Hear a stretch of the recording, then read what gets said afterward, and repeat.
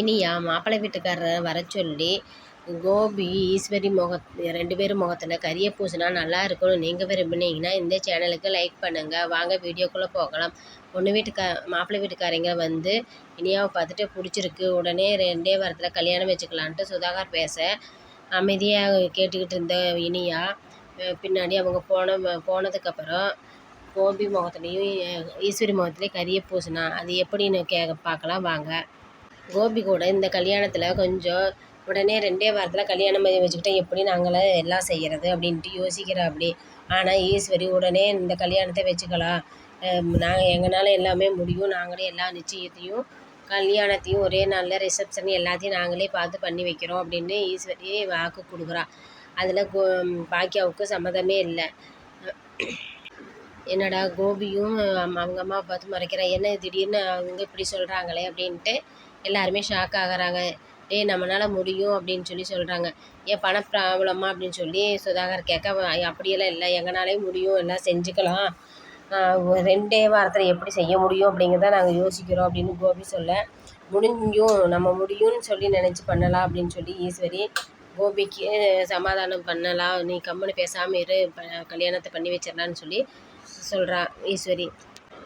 பாக்கியா வந்து சொல்கிறா, இவங்க தான் என்ன ரெஸ்டாரண்ட்டை கேட்க வந்தாங்க, உடனே அவங்க வந்து இவங்களே இனியாவை பொண்ணு கேட்க வர்றாங்கன்னா இதில் ஏதோ உள்குத்து இருக்குது, எனக்கு இந்த கல்யாணத்தில் விருப்பம் இல்லை அப்படின்னு பாக்கியா சொல்ல, அடடா என்னடா இன்னும் எதுவும் பேசாமல் இருக்கிறியன்னு நான் யோசித்தேன், நீ பேசிட்டியா, உனக்கு என்னைக்கிட்டையும் பிள்ளைய கல்யாணம் பண்ணி வைக்கலான்னு உனக்கு ஆசை இருக்குது, நீ படிக்கணும் அதை பண்ணணும்னு நீ அவனை கெடுக்கிறது உடனே ஆகாஷ் தலையில் கட்டலான்னு தான் நீ பார்க்குற, அந்த நினப்புக்கு இங்கே வழியே இல்லை, நான் வந்து இந்த மாப்பிள்ளைக்கு தான் நான் கல்யாணம் பண்ணி வைப்பேன், உன் சம்மதம் தேவையில்லை, உன் பொண்ணோட சம்மதம் தேவையில்லை, நான் அவங்க கல்யாணம் பண்ணி வைக்கிறது உறுதி அப்படின்னு சொல்லி ஈஸ்வரியை சொல்ல, இனியா வந்து எப்படி நீங்கள் வந்து மாப்பிள்ளை வீட்டுக்காரர் வர்றாங்க, உனக்கு பிடிச்சிருந்தா செய்யலாம், இல்லாட்டி இல்லைன்னு தானே சொன்னீங்க, அதனால தான் நான் மாப்பிள்ளை வீட்டுக்காரன் வர சொன்னேன், ஆனால் எனக்கு இந்த கல்யாணத்தில் விருப்பம் இல்லை, நான் ஆகாஷை தான் கல்யாணம் பண்ணிக்குவேன், நீங்கள் ஆகாஷ் கூட பேசக்கூடாது எடுக்கக்கூடாதுன்னு சொன்னீங்க, நான் இந்த 1 வருஷமாக பேசலை பார்க்காம இருக்கிறேன், ஆனால் என்றைக்கு இருந்தாலும் ஆகாஷ் வந்து கலெக்டர் ஆகி வருவான், அதனால் நான் அதுக்காகவே காத்துட்ருக்கிறேன், நான் ஆகாஷ் தான் கல்யாணம் பண்ணுவேன் அப்படின்னு சொல்லி இனியா சொல்ல, ஈஸ்வரி இருந்துட்டு, பார்த்தியா உன் பிள்ளையும் கெடுத்து வச்சிட்டியா, நீ அந்த வேலைக்காரன் வீட்டுக்கு தான் உன் பிள்ளைய கொடுப்பேன்னு நீ நினச்சிட்டு இருந்துருக்கிற, அதே மாதிரியே தான் உன் பிள்ளையும் நினைக்கிறேன், எப்படியோ என்னமோ குட்டிச்சுவராக போங்க, ஆனால் நீங்கள் என்றைக்குமே எங்கள் பேச்சை கேட்க மாட்டீங்கன்னு தெரியும், நீ அவளைய கேட்காததுக்கு நீ அப்படி சொல்லி வச்சுருக்க அப்படின்னு ஈஸ்வரி பாக்கியாவை திட்ட, கோபி இருந்துக்கிட்டு, அம்மா நீங்கள் எதுவும் பேசாதீங்க அப்படின்ட்டு இனியாவை கூட்டிகிட்டு போய் அட்வைஸ் பண்ணுறாங்க, இது வந்து இன்ஃபேக்சுவேஷன் காதலே கிடையாது அப்படின்னு சொல்ல, இல்லைப்பா இன்ஃபேக்சுவேஷன்னா இந்நேரம் நான் அவனை மறந்துருக்கணும், அவன் ஞாபகமாக தான் இருக்க, நீங்கள் வந்து எதுவுமே பேசாத அமைதியாக வேலையை பாரு, படிக்கணும்னு சொன்னீங்க, அதை மட்டும் நான் செஞ்சிட்ருக்கிறேன், ஆனால் எப்போ இருந்தாலும் கல்யாணம்னு ஒன்று வந்தால் எனக்கு ஆகாஷ் கூட தான் அப்படின்னு சொல்லி பேசுகிறான். செலின்றதுக்கிட்டு, நீ எப்படி இருந்தாலும் அப்பா வந்து உன்னே தான் நினச்சிட்ருக்குறாங்க, நீ எப்படியோ அப்பாவா உடம்பு சரியில்லாமல் பண்ணுறது உன் வேலையாக போச்சு, அன்னைக்கு